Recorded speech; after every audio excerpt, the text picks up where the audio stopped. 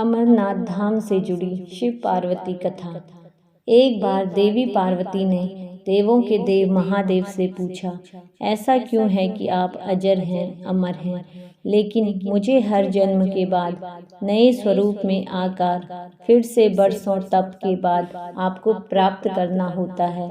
जब मुझे आपको पाना है तो मेरी तपस्या और इतनी कठिन परीक्षा क्यों?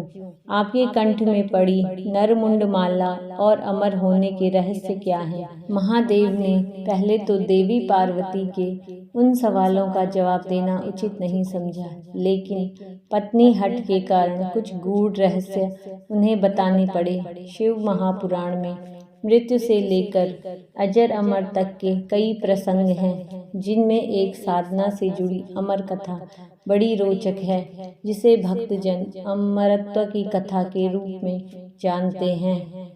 पौराणिक मान्यताओं के अनुसार अमरनाथ की गुफाएं ही वह स्थान है जहां भगवान शिव ने पार्वती को अमर होने के गुप्त रहस्य बतलाए थे।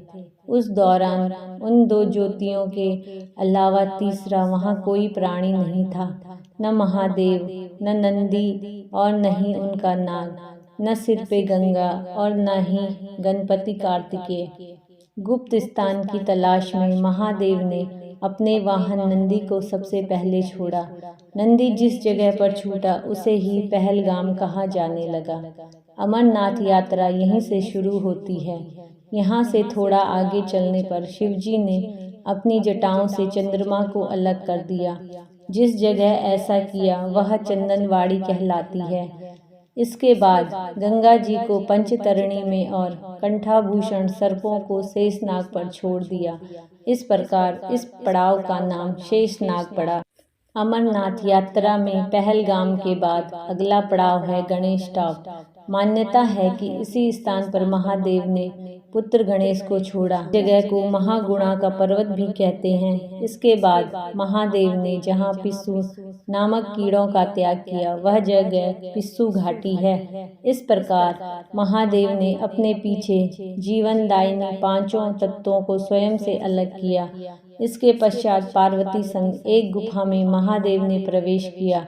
कोई तीसरा प्राणी यानी कोई व्यक्ति, पशु या पक्षी गुफा के अंदर घुस कथा को न सुन सके, इसलिए उन्होंने चारों ओर अग्नि प्रज्वलित कर दी। फिर महादेव ने जीवन के गूढ़ रहस्य की कथा शुरू कर दी। कहा जाता है कि कथा सुनते सुनते देवी पार्वती को नींद आ गई। वह सो गई और महादेव को यह पता नहीं चला। वह सुनाते रहे। यह कथा इस समय दो सफेद कबूतर सुन रहे थे और बीच बीच में गूं गूं की आवाज निकाल रहे थे। महादेव को लगा कि पार्वती मुझे सुन रही हैं और बीच बीच में हुंकार भर रही हैं। चूंकि वैसे भी भोले अपने में मग्न थे, तो सुनाने के अलावा ध्यान कबूतरों पर नहीं गया। दोनों कबूतर सुनते रहे। जब कथा समाप्त होने पर महादेव का ध्यान पार्वती पर गया तो उन्हें पता चला कि वे तो सो रही हैं, तो कथा सुन कौन रहा था। उनकी दृष्टि तब दो कबूतरों पर पड़ी तो महादेव को क्रोध आ गया। वही कबूतर का जोड़ा उनकी शरण में आ गया और बोला, भगवान, हमने आपसे अमर कथा सुनी है। यदि आप हमें मार देंगे तो यह कथा झूठी हो जाएगी। हमें पथ प्रदान करें। इस पर महादेव ने उन्हें वर दिया कि तुम सदैव इस स्थान पर शिव व पार्वती के प्रतीक चिन्ह में निवास करोगे। तो प्रेम से बोलिए श्री शिवाय नमस्तुभ्याम।